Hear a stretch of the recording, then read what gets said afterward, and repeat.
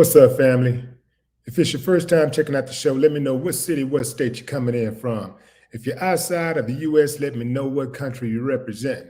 Family, I need you to smash up the likes, smash up the likes, smash up the likes. Also, if you have not done so already, after you subscribe, there's a little bell next to your subscribe button on YouTube. Go ahead and click that thing right now so you can get your notifications each time I drop a new video like this. That way you'll be in the loop.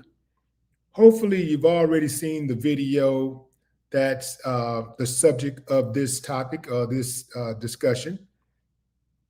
If not, it is in the description. You can click on it real quick. And basically it's the gist of what's going on here. So we have a classic pick and choose who we want to let in based on the color of their skin. That's the way they do, right? And they've been doing this for a long time. You see, these civil rights laws and all these other laws that they make about discrimination and all that stuff, they're only as good as the people who are willing to uphold them, kind of like a contract, right? Kind of like a record contract or something, or even a construction contract.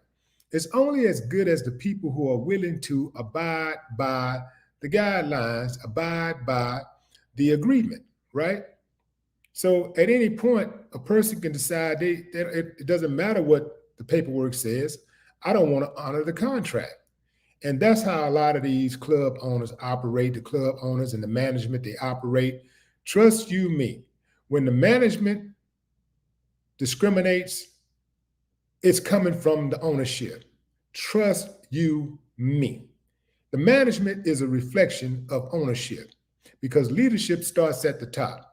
You look at America and you see how it's operated. You see how it's managed. You look at the people that is managed by, and that'll give you an idea how the owners operate and what they think. I mean, the people who owns this corporation called America. It gives you an idea of how diabolical they are. So this is no different.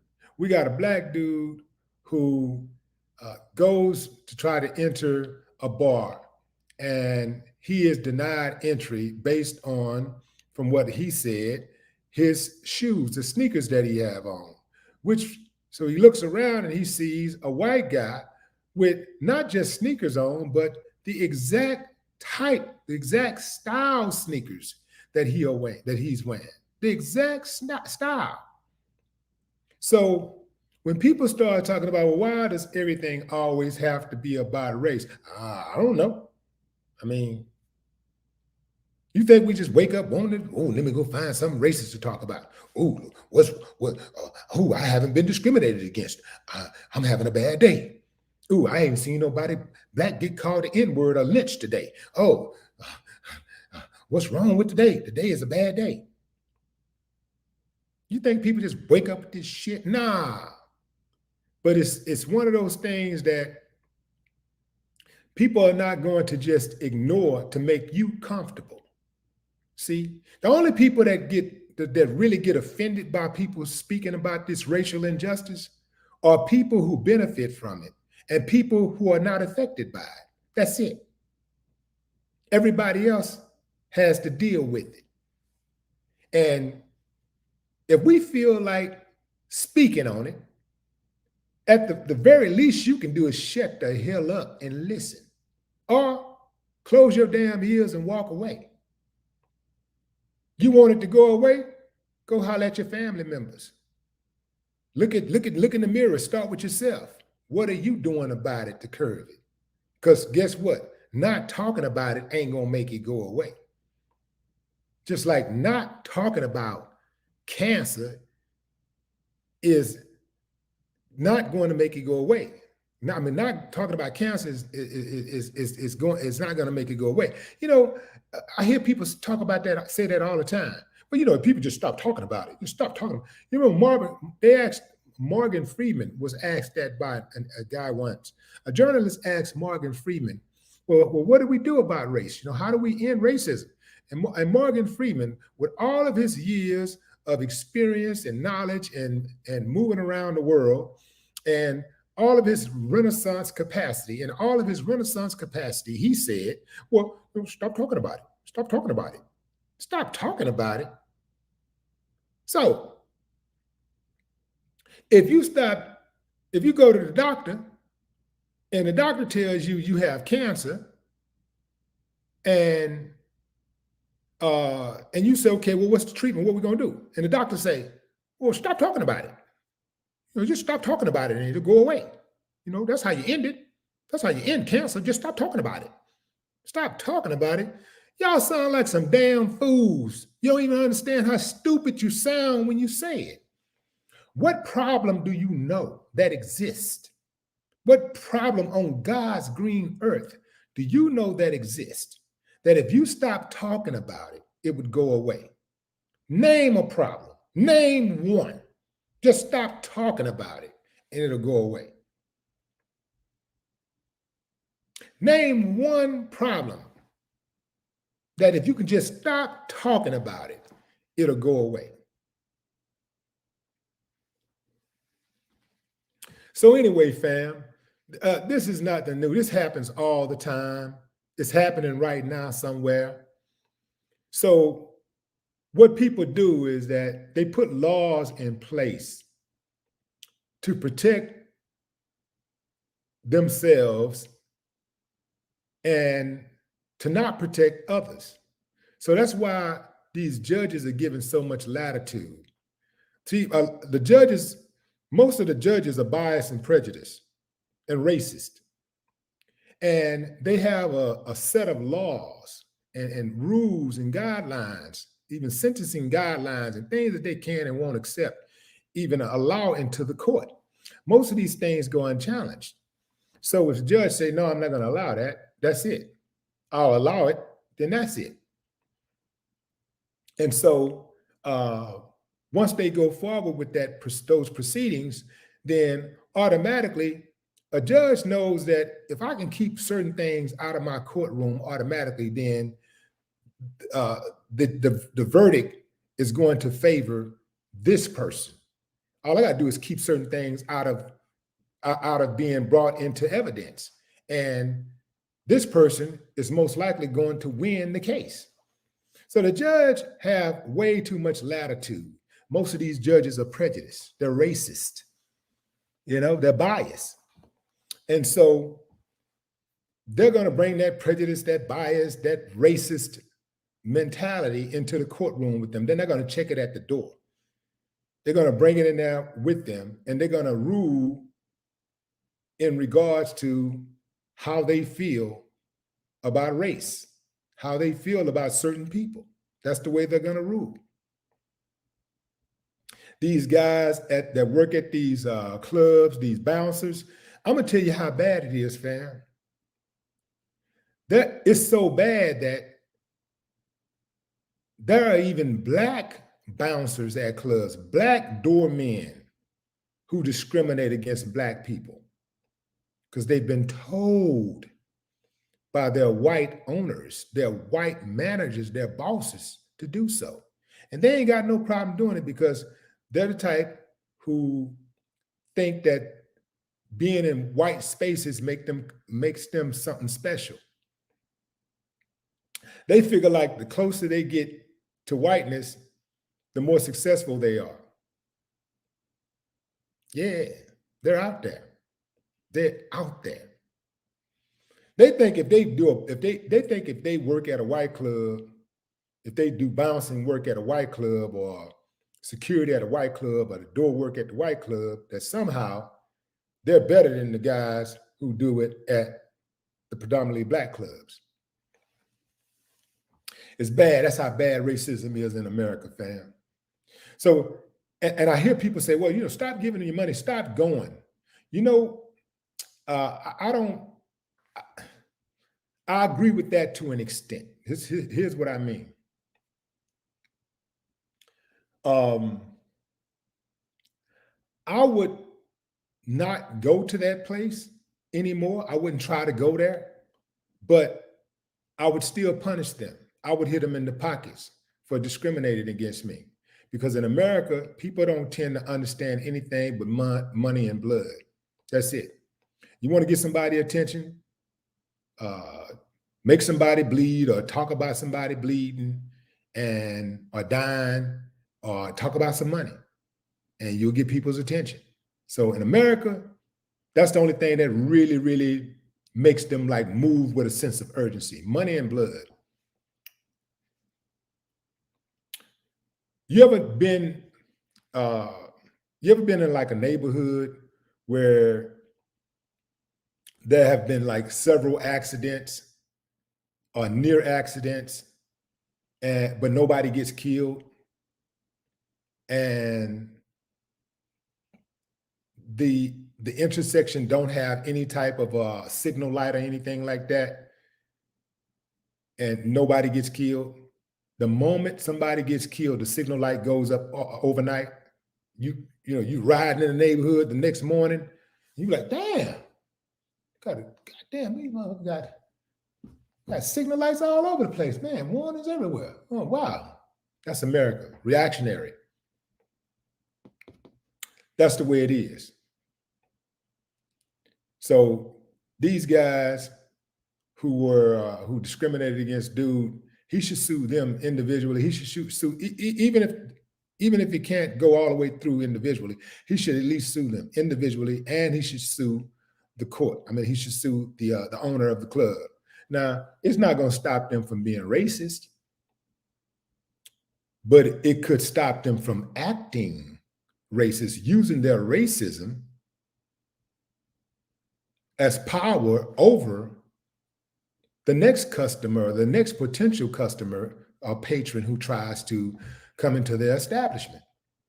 These are public places.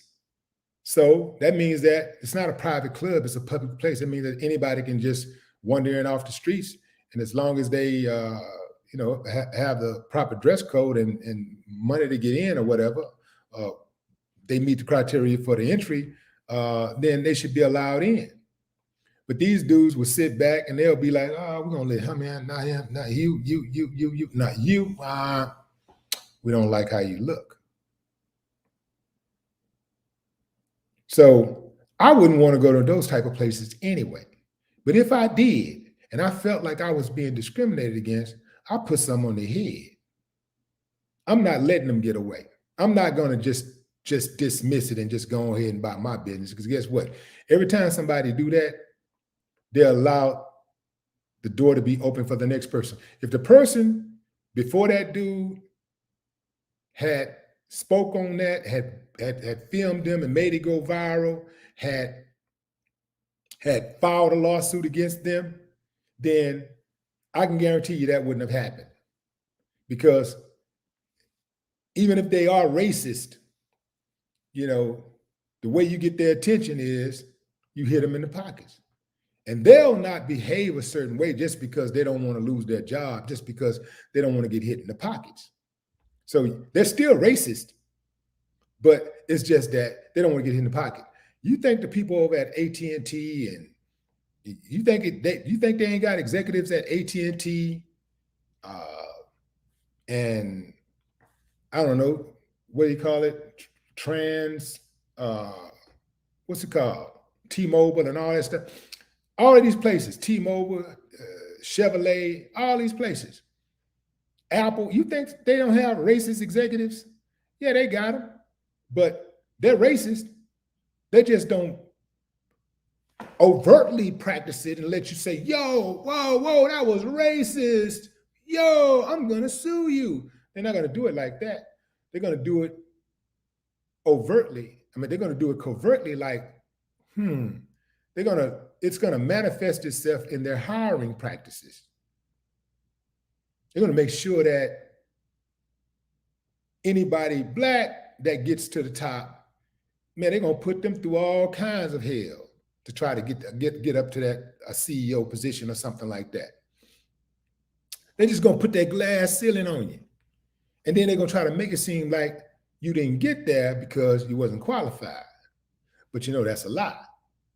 So all of these places, man, all throughout America, man, this is the only reason why racism is able to thrive individually. It's the only reason why it's able to thrive on a microscopic level, is because it's so pervasive. It's in every single institution in America.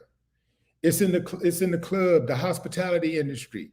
You know, it's in the hotel industry. It's in the, you know, which is the hospitality industry. You know, it's in the educational industry. It's in the medical industry. You know, it's in the clergy industry. You know, it's in the political industry. It's it's in the archaeology industry. It's in the biology, everything you can think of, transportation industry. And these racists are in positions at the top in law enforcement, everything, judicial, everything. They're everywhere. They're at the top. They're everywhere. This is why you can't get rid of it. They're all at the Oscars, the Emmys.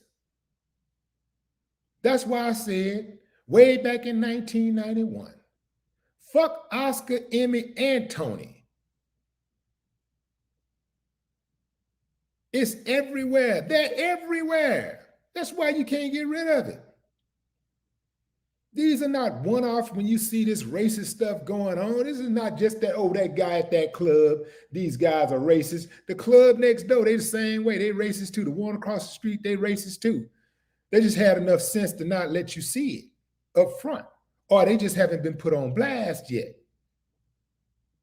You got managers that run these, managers that run a lot of these places, restaurants and stuff, who have Black employees. A friend of mine told me today, just today, she was working at a restaurant and her and 3 other Black employees were gathered by the bar. And she said the white manager came over and said, so what are y'all getting ready to go to court? Told me another story where where the same manager walked up to her and touched her braids, was touching her braids, and then told her, oh, so you're not wearing your weave today? These motherfuckers are everywhere. He is not an isolated incident. It's everywhere. If I were dude, I definitely would not patronize that building, that space, but I would definitely make sure they know me. They'll never forget me. My name will be on their paperwork. I'll sue the hell out of their asses. Oh yeah, I'm gonna hit them in the pocket. I believe in punishing them. When they do me wrong, I believe in punishing them. I ain't letting nobody slide. I'm punishing them. And that's the only way to make them show some respect. Well, not the only way, the other way, but I'm trying to be diplomatic here. Hit them in the pockets. Going into the comments. Miss Michi, what up? Y'all show Miss Michi some love, fam. Miss Michi on the moderator duties. Get down, get down. What's up, Nurse Petty?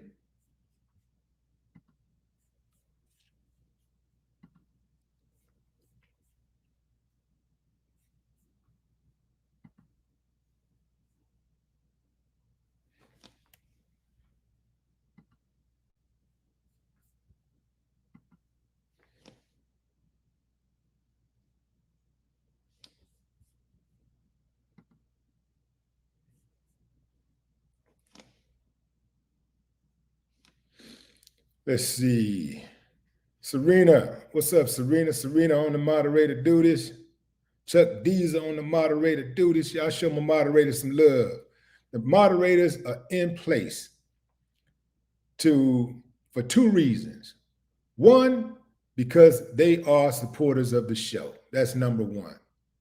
But number 2, which is perhaps the most important job in the United States of America and abroad, to keep the trolls at bay, to keep them at bay, to make them respect the chat. Keep the trolls at bay. We don't like trolls because trolls are hoes. And mom and daddy too. Yeah. Louis Betancourt, what up? Santuan, what it do?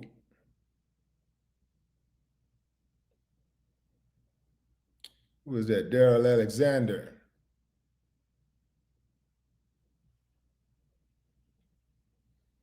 Beyond compare.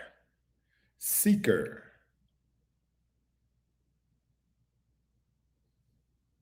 Is that Aqualine Ratliff? What's up, Ava?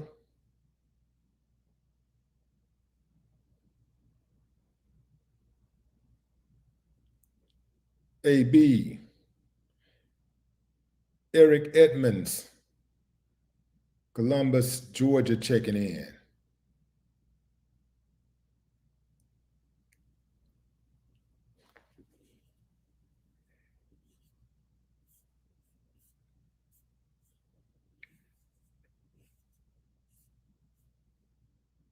What's up, Sean Breezy? Renee Hamp. What's up, Hamp?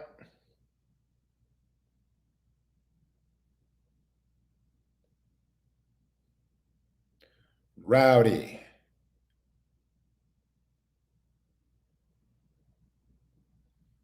See Boston up in here. What's up, Keith?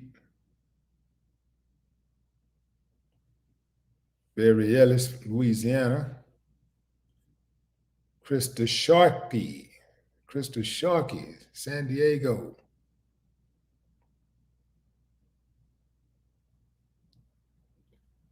Jamie Hubbard, North Carolina in the building. Give a few more shout outs, fam, and I'll shut it down. Sean Lunatic. Digital B, what up?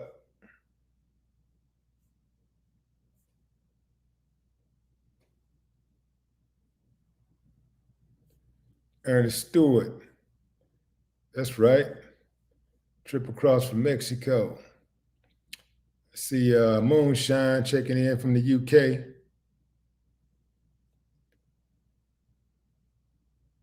Ken Porter, Goddess.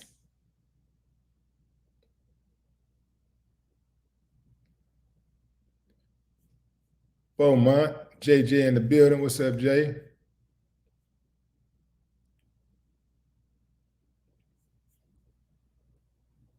Yeah, I saw what happened in New York.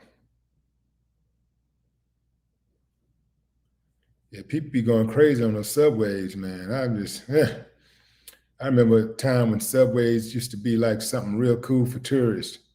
Shh, you're gonna come out better walking. What's up, Byron Barnes?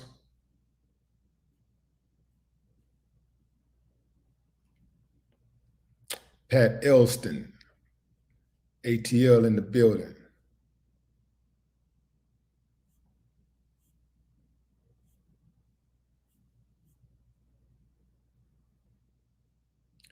Anitris Wheatley.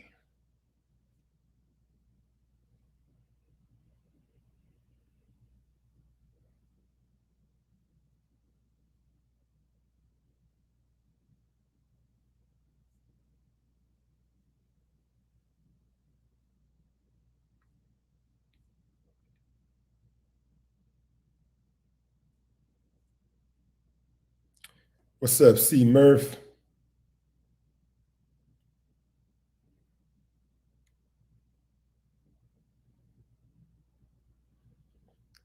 Tyler, Texas in the building. What's up, Tariq?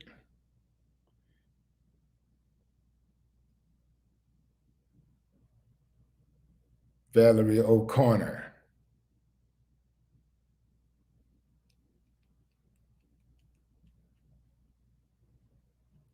Yeah, you're right about that, Valerie. Unless she's been discriminated against, you really wouldn't understand what I'm talking about, what I'm saying. You couldn't understand the gravity of it. You just won't. And when you start, anytime I hear like some group that's been marginalized speak about their pain or something of some offense against them, if I want to support that group, I just go off their energy. Like if they say this is how we feel, I just respect that that's how they feel and that's the way it is. I don't try to go against what they feel. I don't try to say, well, y'all should feel like this or, da da da, and still call myself supportive of them, right? But you'll have people that fake like they care about black people and they care, and they'll get in this chat and they'll be like, yo, like, because it's not always about that, man. We just need to get along and da da da da. See, those are not really people that support the black community. Those are just people that just like want to come in and ear hustle and see what we're talking about and just kind of like try to control the narrative, try to make sure that you're not getting too angry and, all that type of stuff. But they really don't love you. They really don't care about you or your children. They don't care what you're going through. They just don't want you to, don't talk about it. Don't complain about it because then it'll make them, it might make them look bad. See, they don't really care about you or your feelings. They don't care about your trauma. They don't care nothing about that. They just care about how they feel, how it makes them feel when you talk about it. And you tell me what's worse, having to listen to someone talk about their trauma or being traumatized. So when they do that, I totally disrespect them. I don't show them no respect. I totally, like, soon as I hear them, the moment I hear them start speaking like that, I know for certain that they're against me. Ain't nothing they can say, no matter how intelligent they try to sound, they cannot make me believe at all that they are an ally to black people. Because if you are an ally, you roll with that person. You roll with the group and say, this is what we're doing. This is how we should do it. If that group of people say this is what we're doing, then if you're going to support them, you use the support or you don't. You don't jump in and be like, oh, y'all should feel like this and all that's trying to make excuses and stuff. So when they start jumping in, making excuses and trying to talk about can we all get along and we all God's children and all that old shit, I'm like, well, are you in the same chats where they're in there talking bad about us? Are you in those chats also? Are you over there talking about God's children in those chats? Because I never see anybody talking about we all God's children in those chats.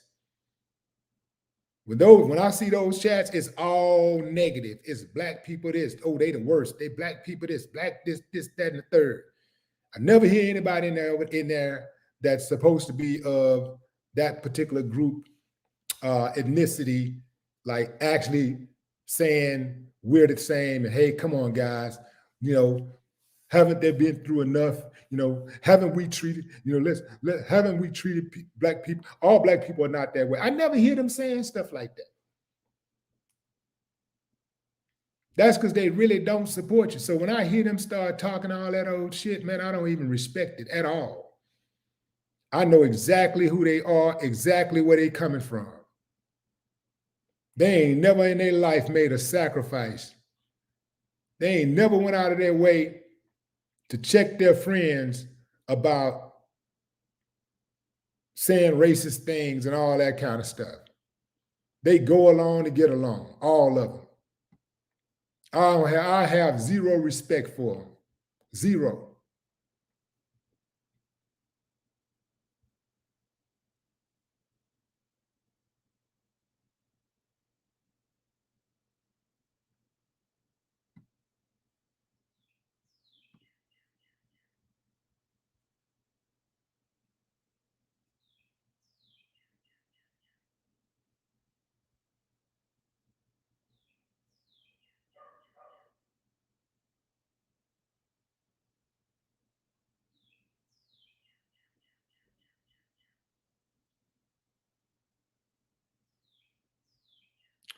What's up, Tracy Patton?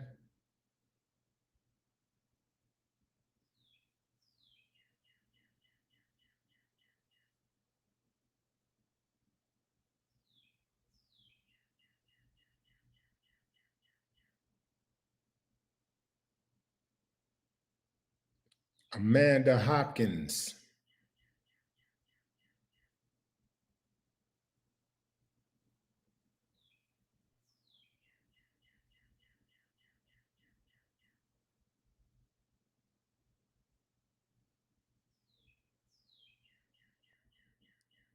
Bin Laden's chopper. What up?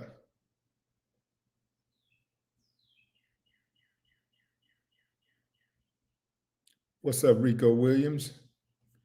All right, that's it, fam. I want to send a shout out to my moderators, Chuck Diesel, Miss Michi, Serena, Sean Lunatic. Appreciate y'all keeping the chat in order. If I missed anybody, let me know. Feel like I'm missing somebody.